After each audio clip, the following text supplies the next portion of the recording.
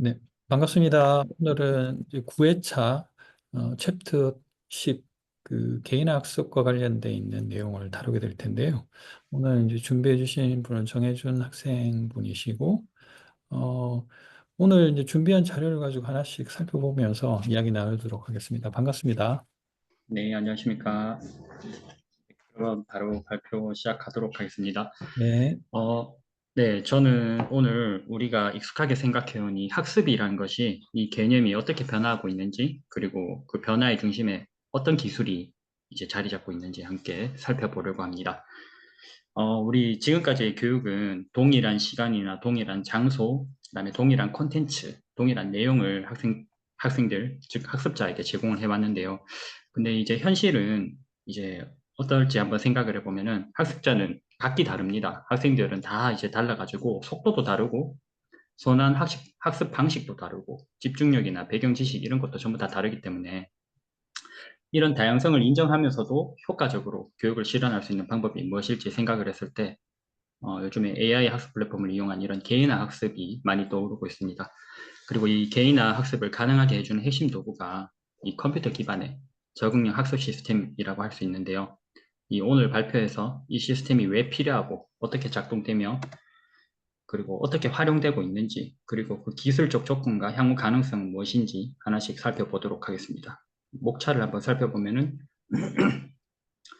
개인 학습의 필요성, 그 다음에 적응형 학습 시스템이란 무엇인지, 그리고 제가 한 가지 넣어놨는데 AI 디지털 교과서 관련 내용이 있고요. 음. 그 다음에 개인 학습의 설계 과정, 기술적인 고려 사항은 어떤 것들이 있는지, 효과성과 실증적 검증, 그 다음에 묶어서 이제 결론으로 미래 방향이나 기술과 인간의 조화, 그 다음에 다양성에 대응하기 위해서 어떻게 미래 교육을 해야 되는가에 대해서 한번 알아보려고 하고 있습니다. 네, 먼저 첫 번째로 개별 학습, 이 개인 학습이 필요한 이유에 대해서 한번 알아볼 건데요. 이 개인 학습이 필요한 이유는 간단합니다. 이 학생들이 모두 다르기 때문인데요. 지금까지 교육이 이 사실을 반영을 못하고 학습자에게 동일한 내용을 동일한 속도로 이제 제공해왔던 점이 있습니다. 근데 이런 획일화된 방식이 학습자 간의 격차를 키우고 학습에 대한 흥미와 성취감을 떨어뜨릴 수밖에 없고, 그래서 우리가 이제는 학습자의 특성을 고려한 개별화된 학습이 필요하다고 할 수 있습니다. 또 이런 필요성은 컴퓨터 기술을 활용해서 자동화 시스템으로 이제 이어질 수 있는데요. 이 모든 학생을 교사가 1대1로 지도하기는 어렵기 때문에 기술이 이를 보완할 수 있어야 된다고 생각을 합니다. 네, 넘어가겠습니다. 잠깐만요. 그러면 여기서 네, 제가 질문을 하나 그러면 드릴게요. 그러면 네. 우리가 기술 없이는 개별화 수업이나 이런 적응 학습을 하기 어렵나요? 아니요, 기술이 없어도 음. 사실 이제 할 수는 있을 것 같습니다. 다만 이제 제 개인적인 생각으로는 이 컴퓨터라는 것이 워낙 이제 보급이 잘 됐기 때문에 우리가 업무의 효율성이 높여가지고 개별 음. 학습을 하게, 개인 학습을 하기 훨씬 좋은데 사실 학교에서도 교사들이 얼마든지 이 개인 학습을 할 수는 있는데 근데 이제 현실적인 어려움들이 좀 있죠. 학생 수가 많아가지고. 음. 뭐 이제 예를 들어서 한 반에 한 30명 정도 되면은 이런 학생들 일일이 다 사실 개인 학습을 하기가 힘든데 그나마 이제 좀 맞춰서 하는 게 수준별 학습이라고 해가지고 뭐 학생들을 뭐 상중하 이렇게 나눠서 하는 것도 어떻게 보면은 개인 학습의 한 종류라고 저는 그렇게 생각을 하는데 근데 이제 어 아무래도 교사가 뭐 이 학생들 수업 지도만 하는 게 아니다 보니까 조금 현실적으로는 좀 어려운 면이 좀 있습니다. 어쨌든 그 개별화 수업이나 이런 개인화 수업 혹은 그 적응 학습이라는 것이 어쨌든 기술이 없이도 효율적이다라는 것은 이제 뭐 교사들 체험적으로는 다 알고 있는 것 같고 이론적으로 네. 사실은 뭐 블룸 같은 분들이 이론적인 근거도 제시를 했기 때문에 이제 충분히 인식이 돼 있는 상황인데 그럼 왜 그동안 이런 것들을 적극적으로 도입을 해서 학교에서 이런 개별화와 관련돼 있는 환경을 만들지 못했을까요? 교육에 대해서 뭐 새로운 이론들이 많이 들어오고 있긴 하지만은, 음.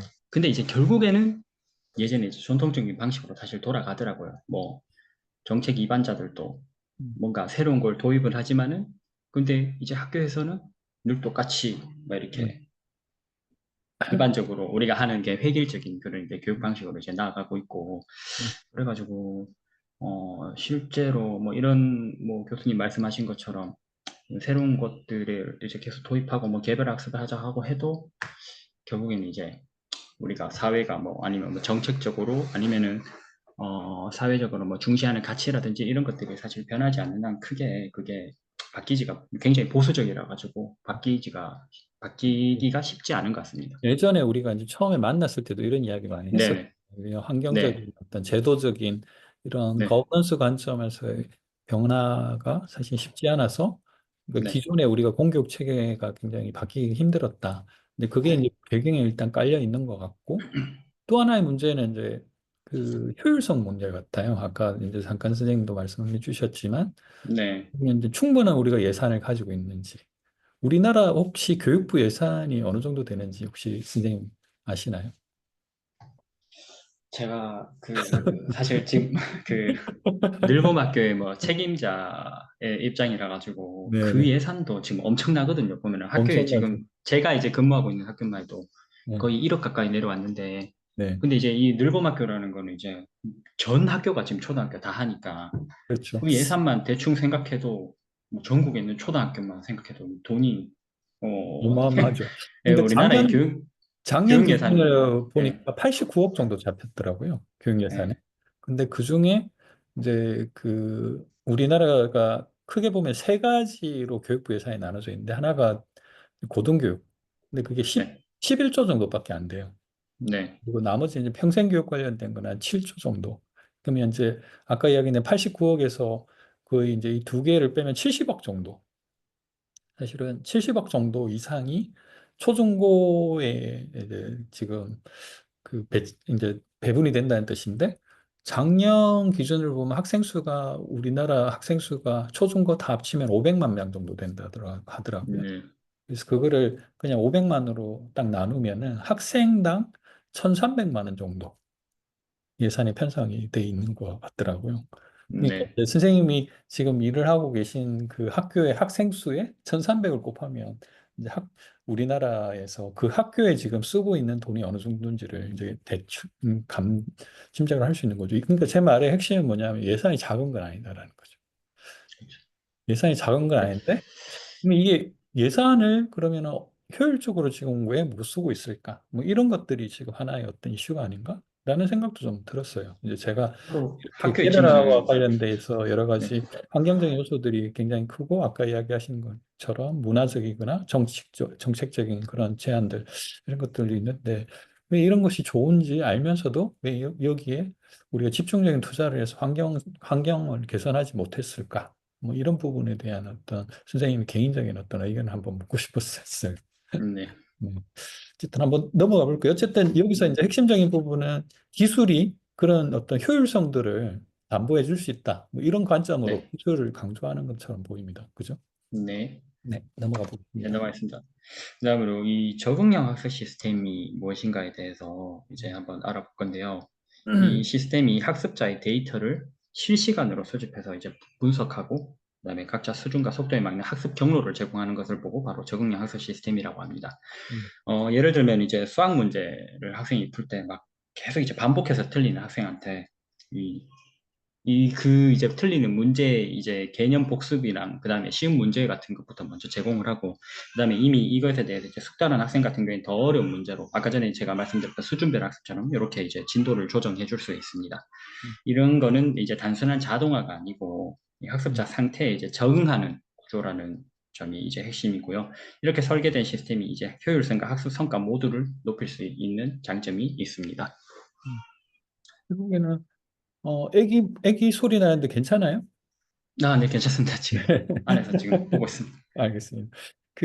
지금 이제 결국에는 이런 기술적인 어떤 개념에서 적응학습을 보면 결국엔 데이터가 핵심이라는 거죠. 네, 그러니까 이제 데이터가 수집이 되고 수집된 데이터를 분석해서 이 분석된 데이터를 근거로 해서 학생들한테 개별화된 어떤 추천 시스템, 뭐 레코멘 이런 것들을 연결시켜 주는 거. 이제 이것이 우리가 지금 알고 있는 이제 적응 학습 시스템의 어떤 그 기본적인 개념들이죠. 사실은 여기까지는 아마 기술적인 백그라운드가 없는 선생님들이라도 아마 잘 이해하고 있는 부분일 것 네, 같아요. 그러니까, 아, 그러면 이거, 이렇게 하는 것 자체가 그러면은 이제 어려운 건가 쉬운 건가 우리가 이런 것들을 정확하게 판단하기는 어렵지만 뭔가 이제 이 안에서 어떤 기술적인 이슈들이 숨어 있겠구나라는 것들을 우리가 짐작을 할 수는 있겠죠. 이제 그 다음 지금 말씀하시려고 하는 것이 네, 국내 사례 그 AI 디지털 교과서 부분 네, 연결시켜서 네, 한번 볼까요? 네, 알겠습니다. 자, 이런 적응학습 시스템이 이제 실제로 적용되고 있는 분야가 우리나라의 이제 대표적인 국내 사례를 보면 AI 디지털 교과서인데요. 음, 이 교육부가 특히 올해부터 이제 국어, 수학, 영어, 그다음에 정보, 교과 이런 이제 주요 과목에 AI 디지털 교과서를 도입해서 이 학습자의 반응을 분석하고 거기에 따라 가지고 이제 콘텐츠를 조정하고 이런 시스템을 개발해서 지금 도입을 했는데 원래 전면 도입을 하려다가 지금이 이제 각 학교에서 그다음에 이제 시도 교육청에서 선택해서 이제 하는 쪽으로 그렇게 지금 운영을 하고 있습니다. 경북 같은 경우에도 학교에서 이제 선택해서 하고 있거든요.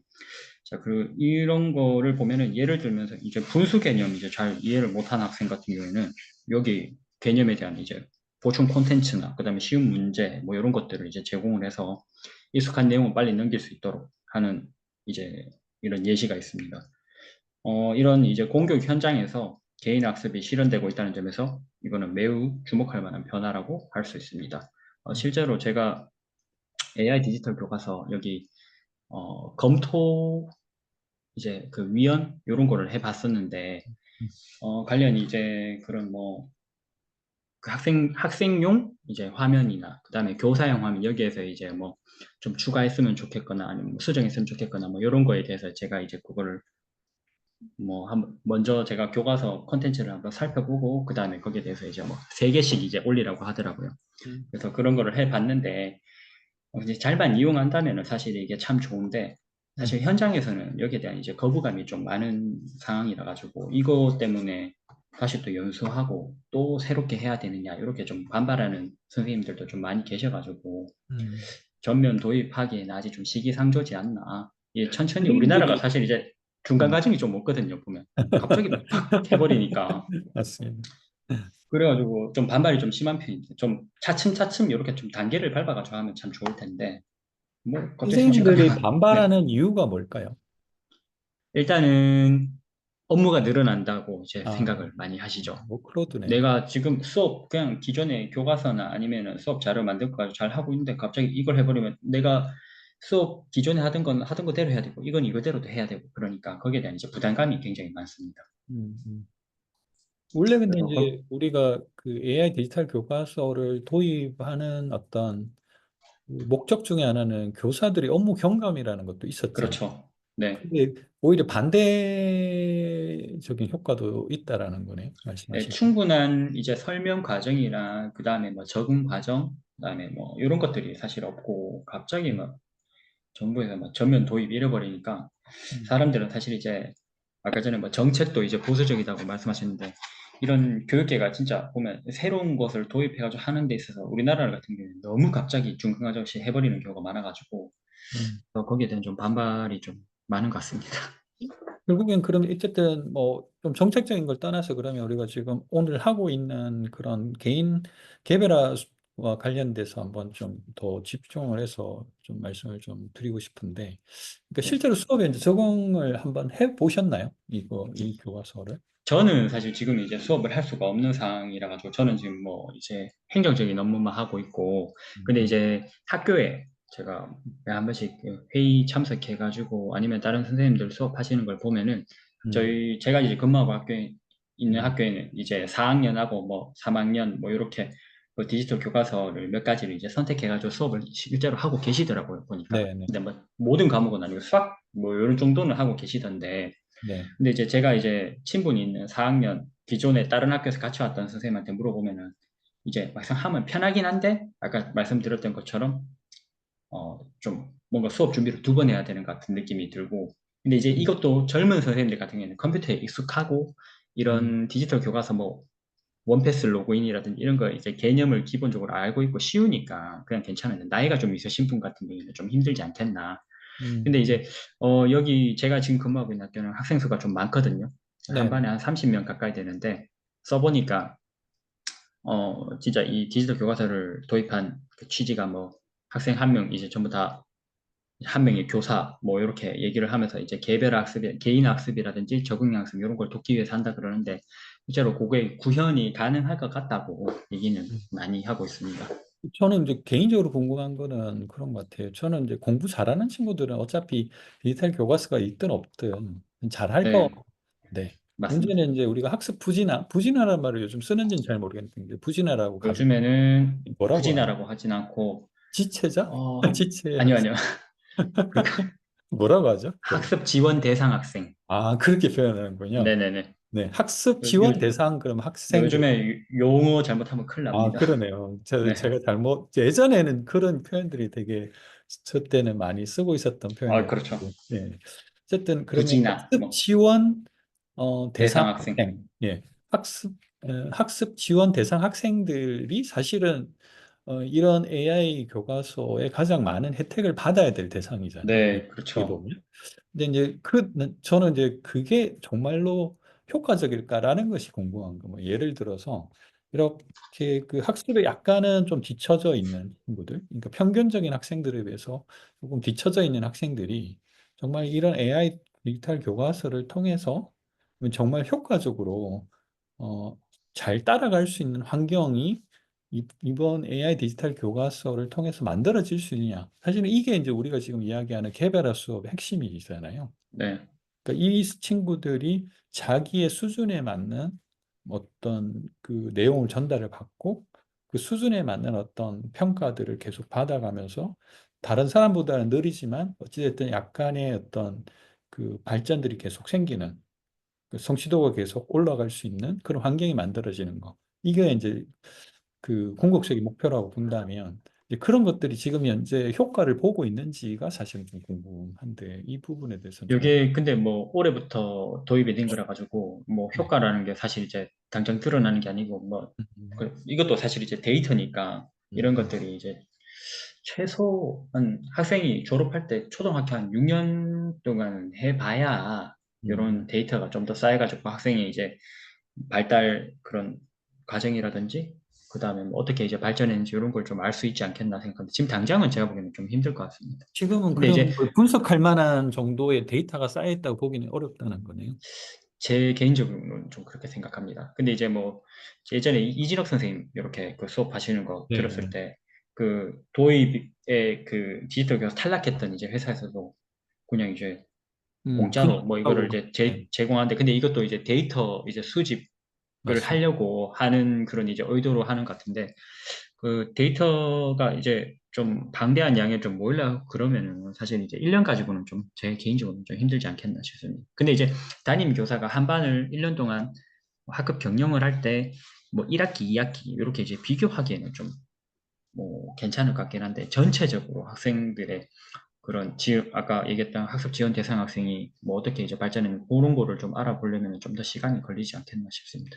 그리고 또 하나 이제 궁금한 점은 그 아까 이제 반대적인 효과가 나오고 있는 것 같다라고도 말씀을 해주시겠지만 어쨌든 네네. AI 디지털 교과서의 도입 그 기대 효과 중에 하나는 이제 교사들의 업무 경감이 있잖아요. 네. 그리고 그 경감되는 그 어떤 시간이라든 에너지를 실제로 그 다른 쪽에다, 그러니까 예를 들면은 퍼실리테이터, 그러니까 역할들을 하는 쪽으로 선생님들이 더 네. 역할을 할 수 있도록 해준다. 뭐 이런 것들도 포함이 돼 있었던 것 같은데, 그러니까 네. 아까 나이가 조금 드신 그런 디지털 환경에 익숙하지 않은 교사분들은 적응하는데 약간 시간 걸리겠지만 이미 네.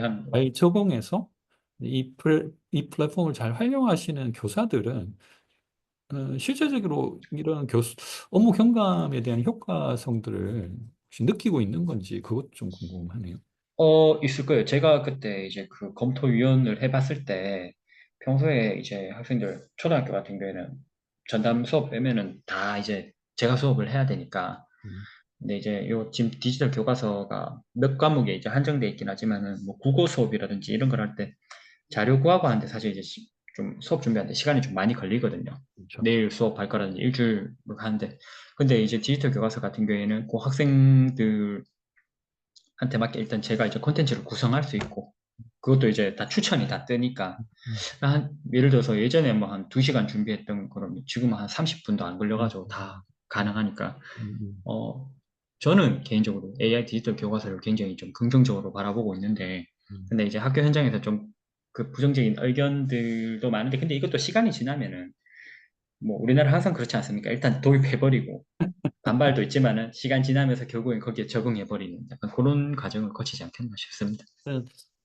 지금 당장 효과를 보기는 힘들지만 이제 네, 차츰차츰 어떤 그런 의도된 네, 일이 나타날 가능성이 있다. 이렇게 이제 네, 지금 선생님이 바라보고 계신다라고 제가 좀 정리해 네, 보겠습니다.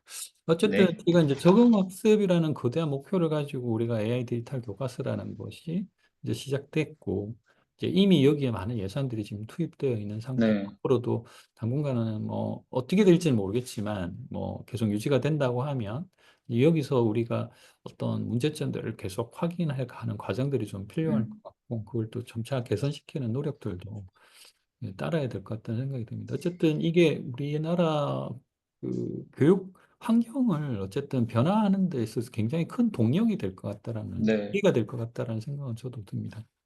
잘만 도입하면은 일단 교사들 업무 경감에는 굉장히 좋을 것 같습니다. 네, 학생 관리 차원에서도 그렇고요. 네, 네. 대시보드 이용해가지고 학생들이 어느 정도 수준인지 알 수 있으니까, 이제 이 충분한 홍보와 그다음에 연수, 그다음에 이제 이런 것들의 데이터가 점점 누적되고 활용 이제 사례들이 계속 늘어나다 보면은 좀 더 이제 괜찮지 않겠나 생각합니다.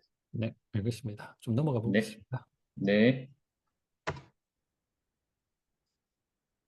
네, 이런 적응형 시스템이 잘 작동을 하려면은 이제 학습자에 대한 다양한 데이터 수집이 필요한데요. 우리가 계속 지금 데이터에 대해 중요성에 대해서 얘기를 했는데, 이 데이터 수집 중에서도 보면 정적 데이터, 뭐 학습자의 나이, 성별, 배경 정보, 목표 뭐 이런 것들이 있고요. 그 다음에 성과 데이터, 퀴즈에 대한 정답률, 뭐 학습 속도, 그 다음에 답안을 맞춘 정도 중에 결과값을 포함하고 있습니다.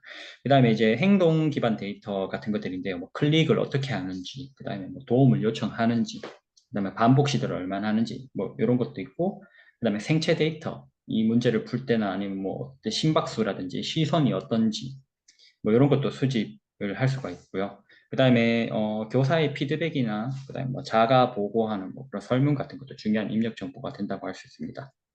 근데 이제 이런 다음으로 이런 데이터를 기반으로 학습자의 현재 상태를 우리가 심층적으로 진단하고 맞춤형 학습 경로를 설계하는 것이 개인 학습의 출발점이라고 할 수 있겠고요.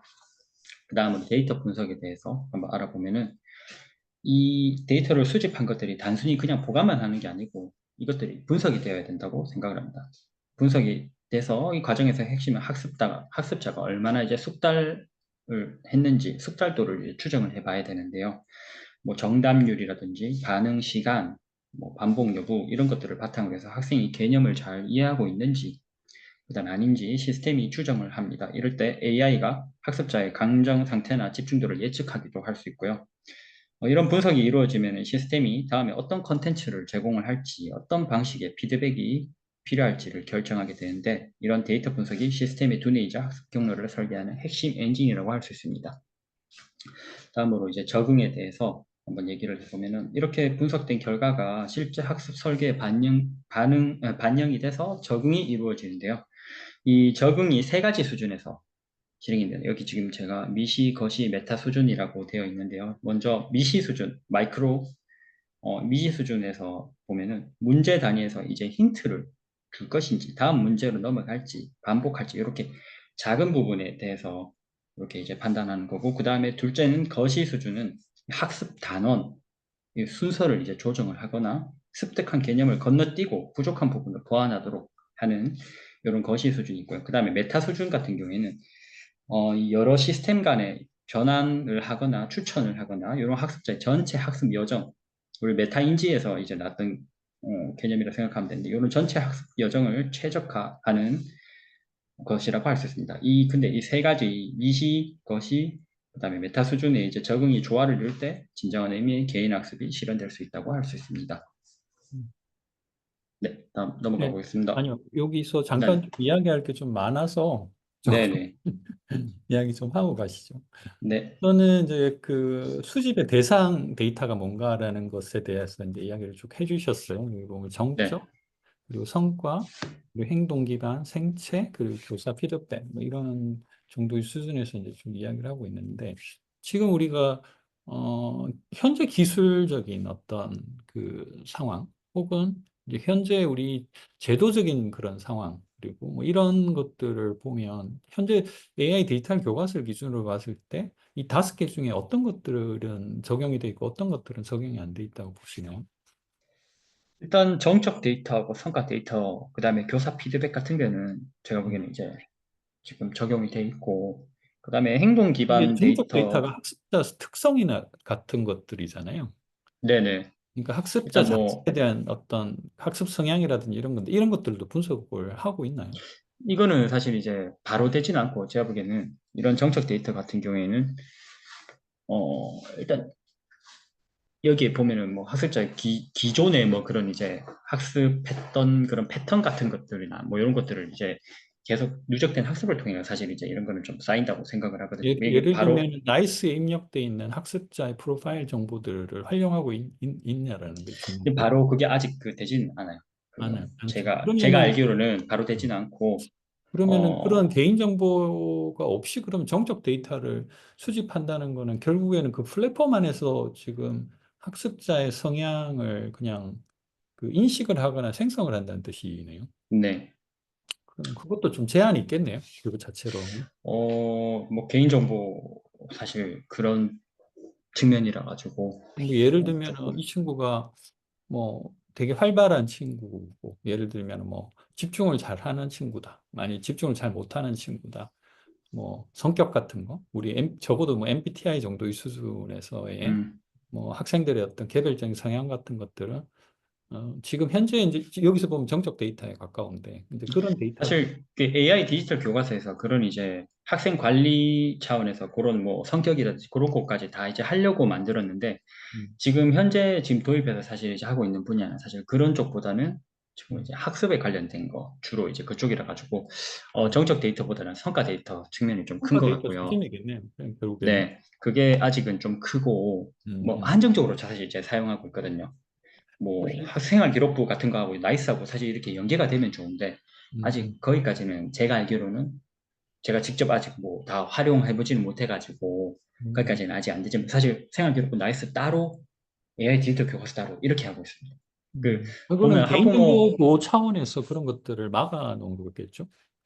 그럴 수도 있을 것 같아요. 이게 또 원래는 AI 디지털 교과서가 지금 용어가 AI 디지털 교과서가 돼가지고 사람들이 기존에 뭐 그런 CD롬으로 했던 그런 교과서 있는데 뭐 하려고 이렇게 하느냐 되는데 사실 정부에서 도입한 건 이게 생활기록부라든지 그다음 학부모 상담이라든지 학부모한테 이런 정보가 바로 가는 거 그리고 학부모가 바로 확인할 수 있도록 하는 그런 측면에서 전반적으로 전체적인 학생의 성장 정도를 다 종합적으로 판단하기 위해서 도입한 게 AI 디지털 교과서인데 음, 근데 이제 지금은 좀 활용되고 사람들이 활용하고 있는 분야는 대체로 이제 학습적인 측면에 좀 한정적으로 쓰고 있습니다.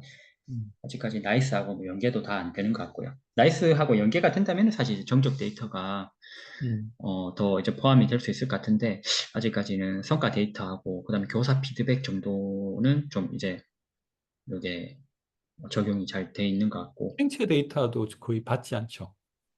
예 생체 데이터는 아직 이거는 어차피 상관없습니다. 기술적인 제한들이 좀 있기 네 때문에 이것들은 좀 어려울 것 같고, 행동 생체 기반의 데이터는 데이터 좀 어떻습니까?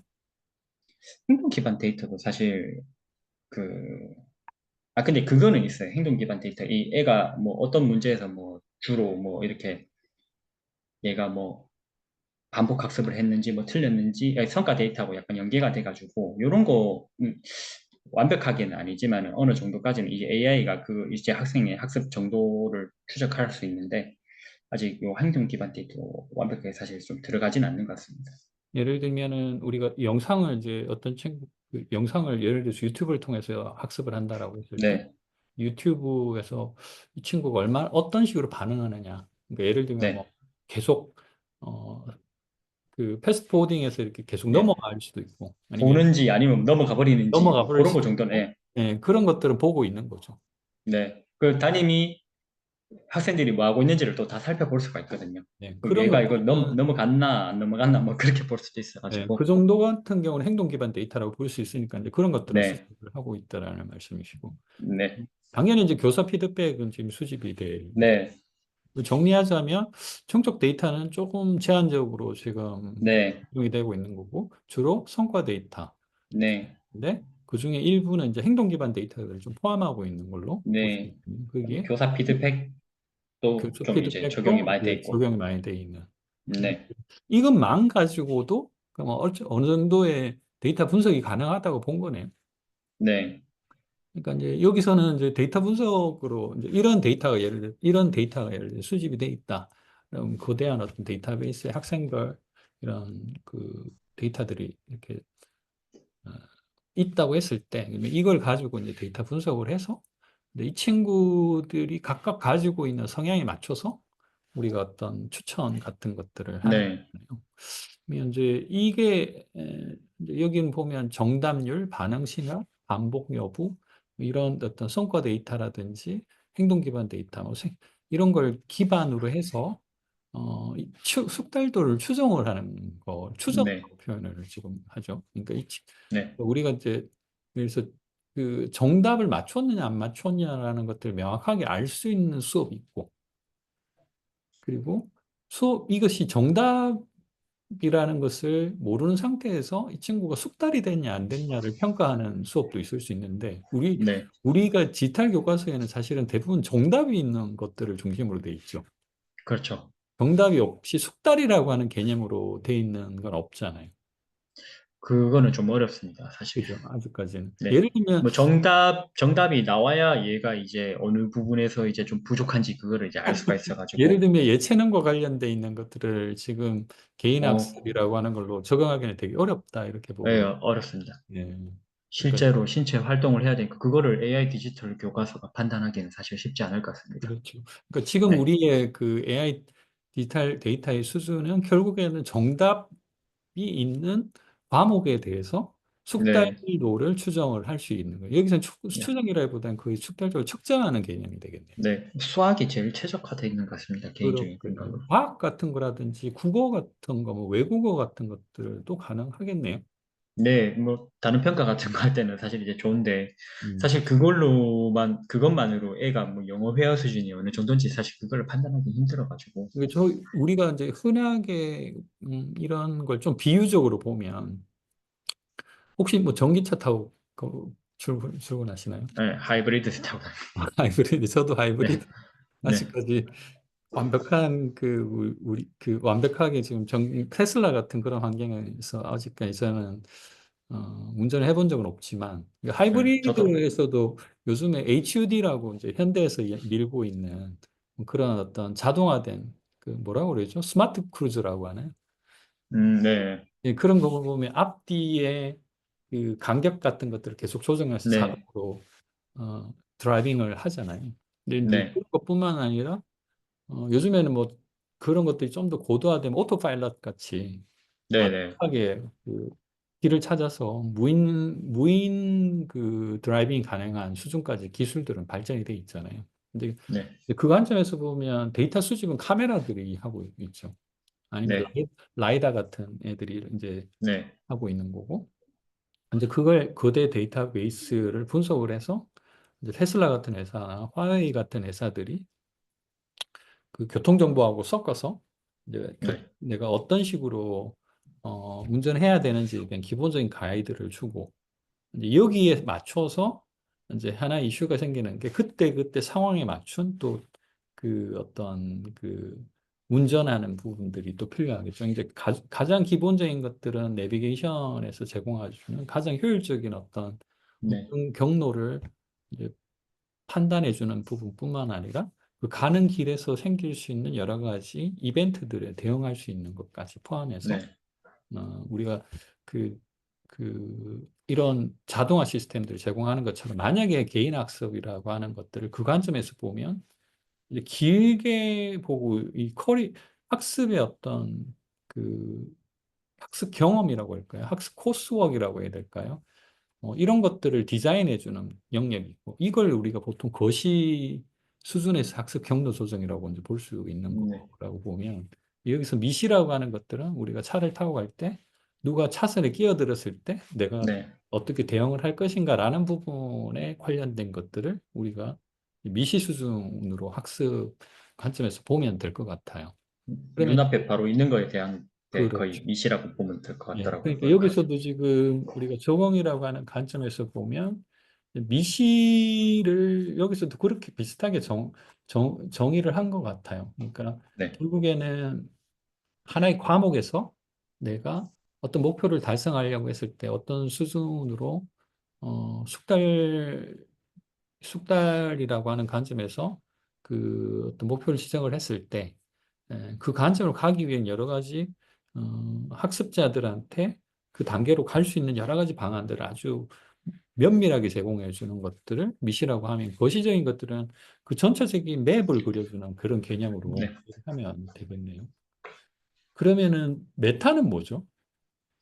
메타 같은 경우에 내가 이런 것들이 있다는 걸 알고 내가 어떤 걸 선택할까, 뭐 이런 어떤 시스템을 내가 이용해서 할까, 이렇게 인지 위에 인지라고 해야 되나? 사고 위에 사고, 뭐 이런 정도로 이제 저는 파악을 하고 있습니다. 그러니까 제가 이제 이해한 바로는 그런 것 같아요. 그러니까 우리가 이 학생의 관점에서 네, 어, 예를 들어서 뭐 수능이라고 하는 아주 거대한 목표를 가지고 있다고 네, 수능을 통해서 좋은 대학에 가겠다라는 거대한 목표를 만약에 가지고 있다고 했을 때 그러니까 이 친구가 어느 부분에 집중해야 되는 어느 과목에 집중해야 되는지 이런 식의 어떤 전략들을 제시해 주는 걸 메타적인 어떤 수준에서 학습 경로를 조정한다 이렇게 이제 보면 될 것 같아요.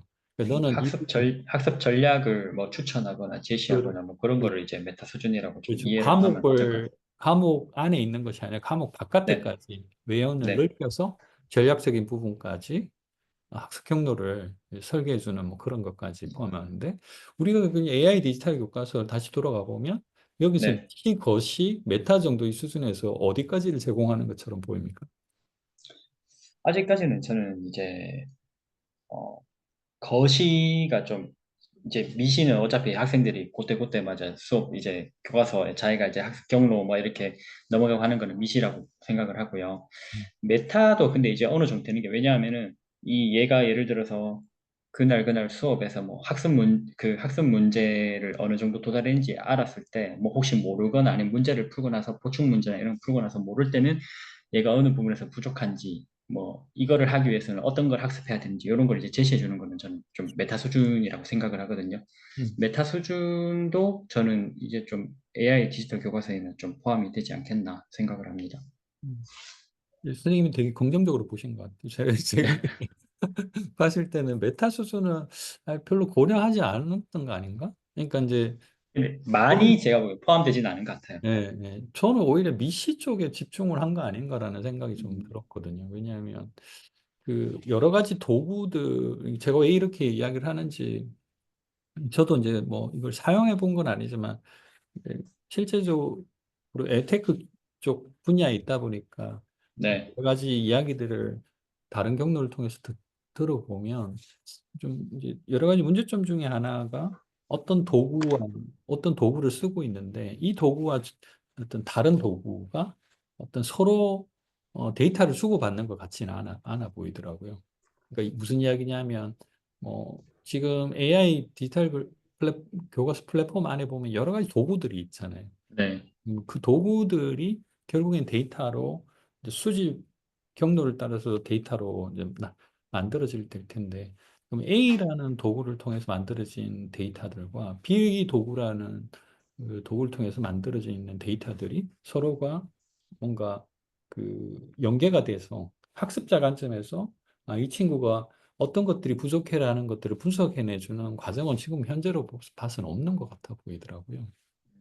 그러니까 그러니까 A라는 도구 안에서, 학습 도구 안에서 최적의 어떤 그 효과를 낼 수 있는 것들은 지금 많이 고민이 돼 있는 것 같은데, 네, A와 B를 합쳐서 혹은 A, B, C, D, 뭐 이런 여러 가지 도구들과 관련돼 있는 것들이 합쳐서 학생 관점에서 가장 좋은 솔루션이 뭔가라는 것들을 고민해서 그런 것들을 뭔가 추천해주거나 하는 부분들에 대한 것들은 아직 부족한 거 아닌가라는 좀 생각이 좀 들어서 이 말씀 음. 좀 드렸어요.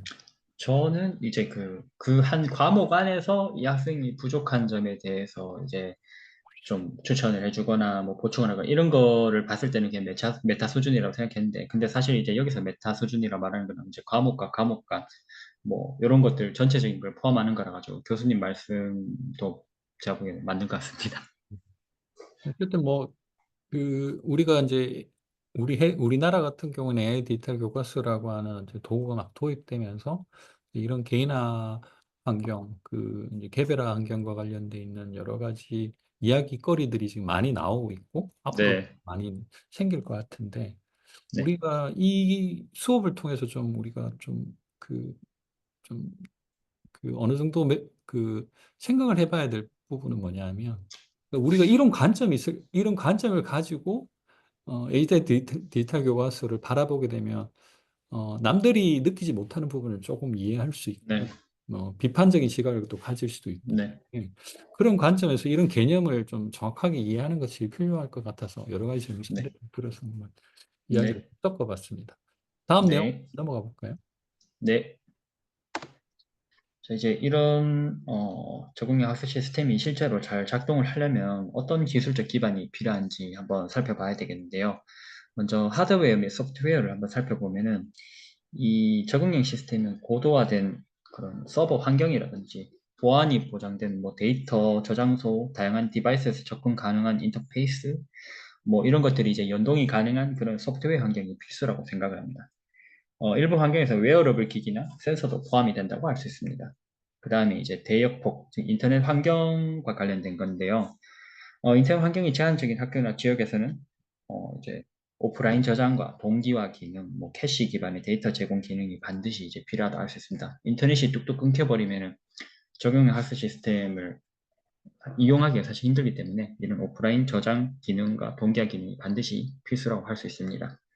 그다음에 데이터, 이 수집된 데이터는 정확하고 신뢰할 수 있어야 되겠는데요.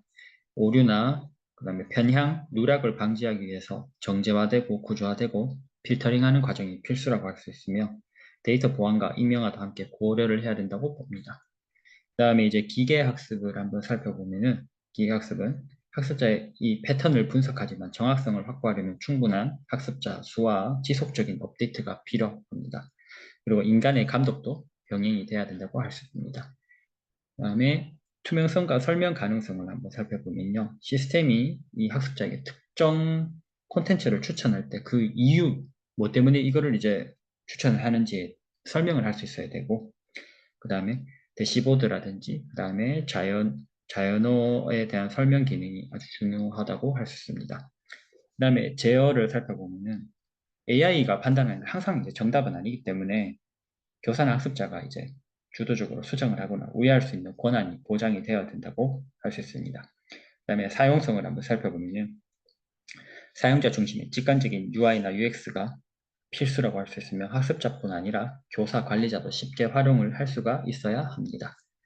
여기에도 기술적인 이야기들이 좀 많아서 이해하기 어려운 부분이 있을 수도 있는데 네, 좀 쉽게 설명은 좀 잘 돼 있는 것 같아요. 어쨌든 네, 우리가 뭐 당연하게 하드웨어 소프트웨어가 필요하다는 것들은 네, 당연히 느끼는데 근데 이걸 지금 우리 AJ 디지털 교과서 같은 경우에는 이게 특정 기업을 말해도 되는지 모르겠는데 L모 기업 같은 데서 이제 이런 시스템을 다 개발해서 운영을 지금 하고 있는 음, 걸로 알고 있습니다. 근데 네, 엄청나게 많은 자원들이 투입된 걸로 저는 이해를 하고 있고, 거기에 많은 운영자들이 지금 이 시스템에 그 관, 운영 모드로 들어가서 실제로 일을 하고 있죠. 그러니까 엄청나게 많은 자원들이 들어가 있다라는 것들은 네, 좀 기억을 해줄 필요가 있을 것 같고요.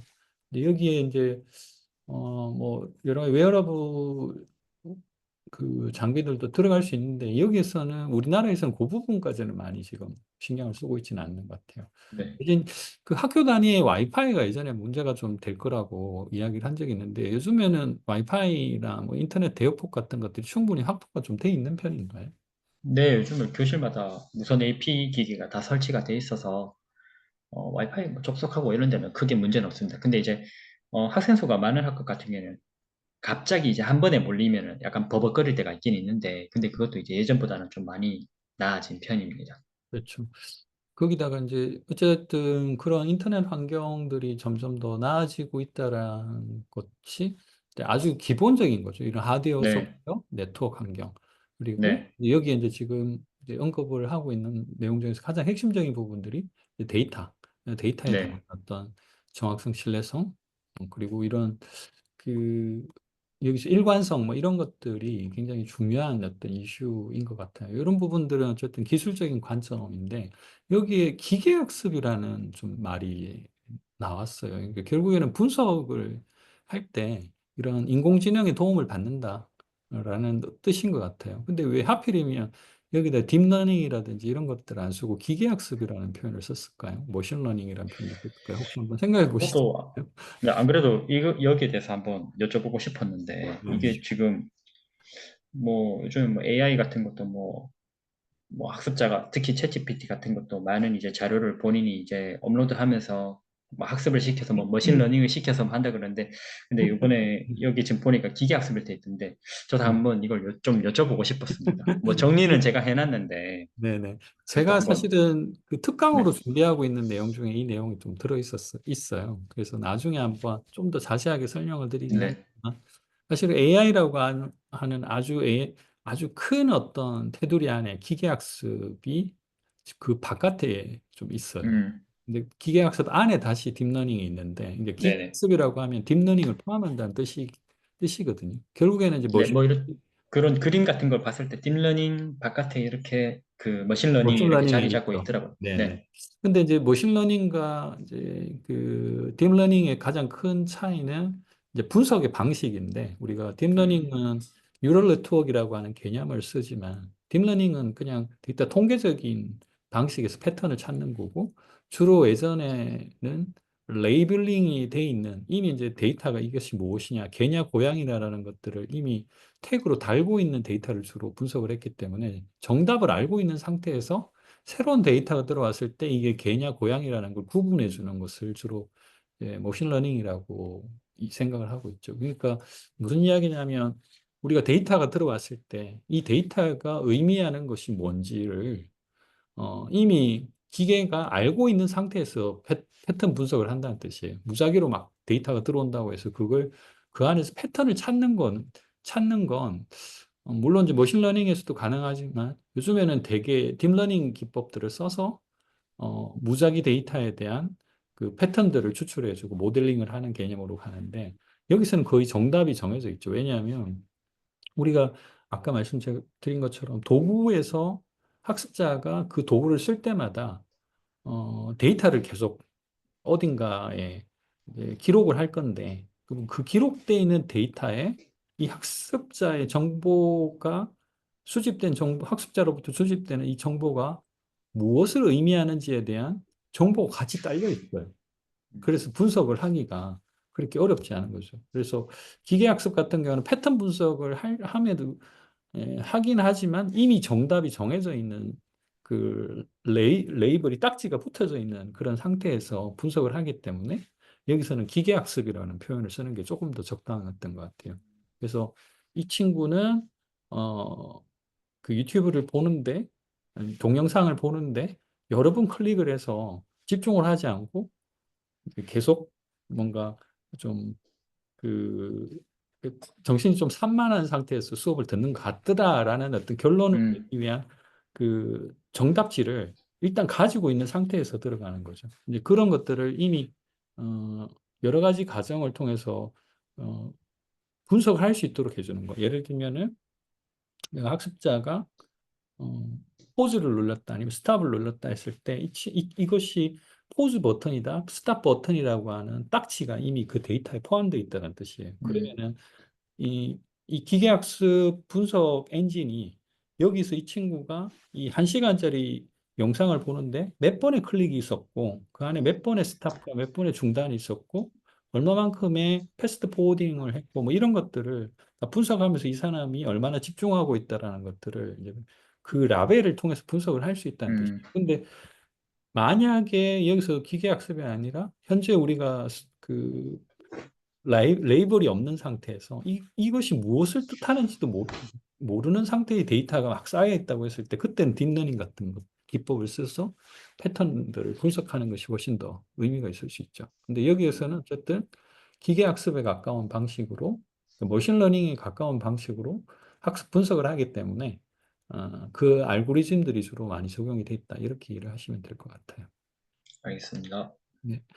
그리고 네. 이제 투명성과 설명 가능성이라는 이제 표현이 잠깐 나오는데 이 부분도 쉽지는 않지만 이게 굉장히 요즘엔 의미가 어, 큰 부분이라 이 부분도 요즘에 많이 고민하고 있는 것 같아요. explainable AI라고 이제 보통 표현을 하는데 어떤 네. 판단을 AI가 했을 때 근거가 뭐냐라는 것들을 분명히 알려달라는 거죠. 이게 물론 네. 학습 과정에서도 필요한데 예를 들어서 AI가 어떤 나라 아, 그 어, 에스토니아인가요? 에스토니아 같은 나라에서는 이미 사법 체계 일부를 AI로, 그러니까 AI 판사가 음, 판단을 하고 있는 그 국가가 있거든요. 에스토니아 같은 데서는. 그러면은 예를 들어서 뭐 어떤 판단을 사법적인 판단을 AI가 내렸다라고 하면 그러면 그걸 납득할 수 있도록 설명이 돼야 되는 거죠. 네. 왜 그 AI가 이런 식의 사법적 판단을 내렸는지에 대해서 분명하게 설명을 해주지 않으면 그건 사실은 납득하기도 힘들고 승복을 안 하려고 하겠죠. 예를 들면 이제 그런 것도 학습에 있어서도 동일한 효과가 필요하다라는 겁니다. 그래서 내가 추천을 받았는데 왜 이 친구가 나한테 이런 추천을 해주지라는 의문점을 갖지 않도록 명확하게 그 근거를 제시를 해주는 것이 AI가 굳이 AI가 아니더라도 이런 어떤 맞춤형 환경에서는 굉장히 중요한 의미를 가지고 있다라는 거고 그리고 100% 이런 맞춤형 학습에서 제공되는 서비스가 무조건 옳다라고 생각을 하면 안 되기 때문에 그 안에는 교사가 개입할 수 있는 공간을 항상 열어놔야 된다는 거죠. 그래서 네. 제어라는 것이 굉장히 중요하다. 그래서 교사가 만약에 어, 이런 맞춤형 학습 환경에서 학생들을 잘못 코칭을 하고 있는 것이 발견이 됐을 때 교사가 적절하게 그 안에서 개입을 하고 그 코칭과 관련돼 있어서는 의사결정을 해서 직접적으로 개입을 할 수 있도록 여지를 주는 거 이런 것들도 굉장히 중요하다라고 이제 표현을 하고 있고 뭐 사용성 측면적인 건 너무나 뭐 당연하게 UI UX적인 그런 학습자나 학습자들이나 강사 그리고 뭐 관리자들까지 포함해서 접근성이 높은 인터페이스를 제공하는 것들은 당연히 이제 고려가 돼야 되는 거죠. 이런 우리가 단순하게 생각하면 별거 아닌 것 같을 수 있는 이런 서비스에 이런 많은 것들이 고려가 돼 있다. 이 정도만 이해를 하시면 되지 않을까 싶습니다. 네. 넘어가겠습니다. 네. 네, 이제 이런 시스템들이 실제로 이제 효과가 있는지 그런 검증하는 것이 이제 굉장히 중요하다고 할 수 있는데 네 가지 측면에서 한번 살펴보면요. 먼저 기능적 측면에서 살펴보면은 이 시스템이 계획된 대로 이제 작동을 하는지 확인이 필요합니다. 예측한 경로로 학습이 유도되는지 검사를 한번 해봐야 되고요. 그 다음에 효과성 측면에서 한번 살펴보면은 실제로 이제 적응형 시스템을 이용해가지고 학생들이 학습 시간이 단축이 됐는지, 그다음에 뭐 숙달도가 향상이 됐는지, 성과를 내는지 이런 것들을 이제 비교 평가를 해야 합니다. 그다음에 정성적 효과를 한번 살펴보면은 정성적이라는 게 이제 학습자의 태도 뭐 이런 측면인데 학습자가 시스템을 재미있고 유익하다고 이제 느끼는지, 동기나 태도에 변화가 있는지 이런 걸 이제 관찰을 하고 그다음 마지막으로 비용 대비해서 가치가 있느냐, 도입 및 유지하는 비용에 대해서 이게 성과가 충분한지 이런 걸 분석해서 정책을 결정할 때 이제 근거로 활용할 수가 있습니다. 네, 이건 좀 너무 당연한 이야기들을 좀 정리하는 건데 당연히 네, 이제 목표대로 이 시스템이 작동을 하고 있는지에 대한 기능적인 측면, 그리고 이런 기능들을 통해서 효과적으로 목표 달성이 되고 있는지 부분을 측정하는 것들, 그리고 뭐, 여기에 참여하고 있는 여러 가지 주체들이 어느 정도 만족을 하고 있는지, 뭐 그리고 실제적인 변화가 일어나고 있는지 이런 것들을 당연히 봐야 되는 거고, 이건 모든 뭐 프로젝트에서 당연히 이제 평가가 돼야 되는 내용들이죠. 이제 비용 대비 가치라는 건 또 정책적인 측면에서 또 중요한 요소이기 때문에 이런 것들은 당연히 필요한 부분들입니다. 꼭 시스템이 교육 쪽 분야뿐만 아니라 모든 분야에서 이런 것들은 또 판단이 돼야 되는 것들이니까요. 네, 네, 넘어가 보겠습니다. 네, 네. 이제 우리가 이제 잠시만요. 이 미래 방향이 이제 어떻게 돼야 되는가를 한번 살펴보면은 통합학습 생태계로 이제 나아가야 한다고 이제 볼 수 있습니다. 이제 다양한 이제 학습 플랫폼들이 서로 데이터도 이제 공유를 하고 학습자의 이제 전체적인 여정을 이제 통합을 설계하는 생태계가 이제 핵심이 될 것인데 뭐 이런 것들은 이제 중심에는 이런 이제 기술이 있지만 이 기술이 이제 사람을 위한 이제 도구로 설계하고 활용하는 관점이 굉장히 중요하다고 할 수 있습니다. 이 적응형 개인 학습은 이 교사를 대체하는 게 아니고 이제 교사의 역량을 강화하고 학습자의 잠재력을 최대한 끌어낼 수 있는 조력자로서의 이제 역할에 이제 굉장히 우리가 어, 주목을 해야 될 것 같고 이런 관점에서 이 개인 학습의 이런 현재와 미래가 이렇게 이제 함께 고민해보는 우리가 계기가 되었으면 좋겠습니다.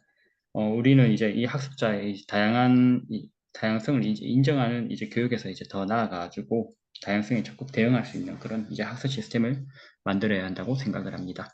네, 이상입니다. 네, 준비하시느라고 수고 많으셨고요.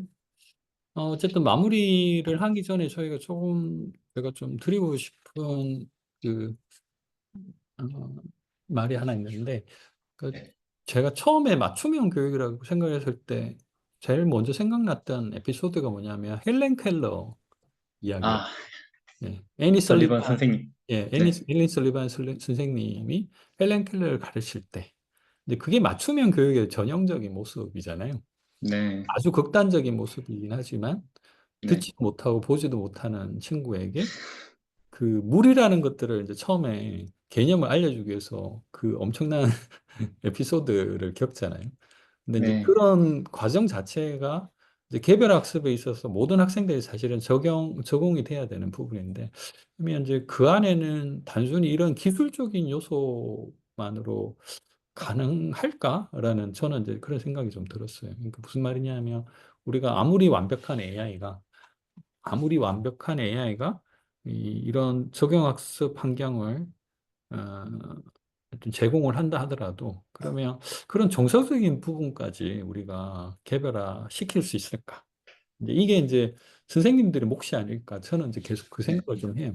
그러니까 우리가 뭔가 기술적인 부분으로 뭔가 할 수 있을 것처럼 보이고, 그리고 기술이 모든 것들을 대체하는 것처럼 보이기도 하지만, 그 안에는 항상 기계가 할 수 없는 영역들이 항상 남겨져 있을 것이고, 그것이, 아직은 그것이 무언지를 저희들이 그 세상에 오지 않았기 때문에 정확하게 알 수는 없지만, 선생님들은 거기에 좀 집중을 하는 게 좋겠다. 라는 생각이 좀 들었어요. 그러면서 이제 그 안에서 학습자들이 여전히 부족해야 하면서 학습자들이 조금 더 필요로 하는 부분들을 관찰하고 그 친구들한테 개별적으로 뭔가를 조금 더 지원해 줄 수 있는 그런 환경을 만들어 주는 것들이 이런 그 개별 학습 플랫폼과 연결이 되면 가장 좋은 모습이 아닐까 뭐 그런 저는 개인적인 생각이 좀 들었습니다. 저도 네. 학교에서 근무하고 있지만은 요즘에 뭐 그런 AI의 발전이나 뭐 그런 학교에 관련된 이제 학부모, 그 학생들이 이제 한뭐 진상 학부모라든지 뭐 금쪽이 학생 뭐 이런 것들이 이슈가 원체 많다 보니까 그렇죠. 교사들이 이제 뭐 필요 없는 거 아니냐 뭐 그런 얘기들도 많이 나오지만은 근데 이제 AI를 계속 이제 저도 전공을 하면서 공부를 하고 있지만은 또 학교에 또 근무를 하고 있고 아무리 이제 기술이 발전하고 AI가 발전하더라도 물론 이제 효율적인 측면에서는 굉장히 이제 편하겠지만은 결국 이 기술을 이용하는 건 인간이기 때문에 그리고 학생들이 학교에서 선생님하고 부대끼면서 그리고 다른 학생들하고 부대끼면서 사실 저는 학교의 역할이라는 게 그런 거라고 생각을 하거든요. 단순히 뭐 학습적인 측면만을 배우는 것도 있지만은 어떻게 내가 세상을 살아가야 되는지 뭐 공부할 때는 엉덩이 딱 붙이고 앉아 있고 내가 하기 싫은 걸 해야 사실 이제 할 수 있는 걸 하고 싶은 걸 할 수 있기 때문에 그런 거를 배우는 것 자체가 이제 뭐 모든 것이 다 사실 저는 예전에 첫 이제 수업 발표에서도 얘기했지만은 학생이 학교에서 겪는 모든 것이 다 공부라고 생각하기 때문에 음, 아직까지 AI나 기술의 그런 이제 발전이 있더라도 선생님들의 역할은 분명히 있고, 그 다음에 그것이 이제 학교가 존재하는 이제 이유가 아닌가 그렇게 생각을 합니다.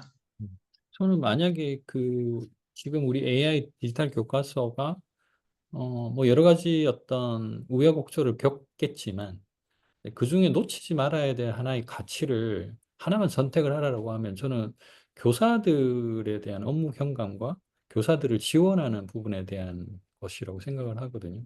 무슨 이야기냐면 학생들은 결국은 교사가 어떤 재밌게 일을 할 수 있는 그런 행복하게 일을 할 수 있는 공간이 되면 학생들은 저절로 혜택을 받을 수 있을 거라는 생각이 좀 있어요. 그러니까 이제 사실 우리나라 선생님만큼 학력 수준이 높은 나라가 없거든요. 뭐 잘 아시겠지만. 네, 어려운 네, 과정을 다 통과하신 분들이고, 네, 그렇게 엘리트들이 지금 학교 곳곳에 배치가 되어 있고, 네, 그런 분들이 사실은 이런 어떤 학습 현장을 지금 이끌어가고 있는데, 이 자원들을 제대로 활용하지 못하면 사실 아무리 좋은 AI가 들어온다 하더라도 의미가 없을 거거든요. 결국에는 그 AI가 지향해야 될 목표는 여러 가지가 있겠지만 그 중에 하나를 선택해야 된다고 하면 교사를 어떻게 지원할 것인가? 교사가 어떻게 하면 많은 시간을 갖고 여유를 가지고 학생들에 조금 더 집중할 수 있을까? 뭐 이런 부분에 좀 주안점을 두는 것이 더 낫지 않을까라는 생각을 저는 좀 개인적으로 하고 네, 있습니다.